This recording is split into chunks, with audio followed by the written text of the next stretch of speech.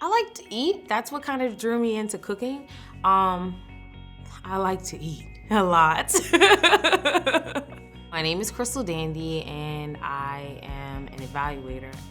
I chose to make cooking my career when I was about 14. I told my parents that I wanted to be a chef and they laughed me out. So I was like, oh, I'm gonna prove you guys wrong. I ended up getting a scholarship to go to culinary school, graduated. That's when I made it a career. I really love cooking, but I'm really great at managing. Patience definitely makes a great manager. You have to understand that people are people and you have to roll with it. You have to have patience and you definitely have to be organized. Students and the times are evolving, so they're almost teaching me at the same time, oh, chef, did you look at this? I'm like, oh, I never thought about doing that this way. So it's like they're giving me something, I'm giving them something. I really enjoy that. I think what makes somebody a great chef is somebody who is willing to learn. You can't be the best if you feel like you know everything. That means you have no room for growth.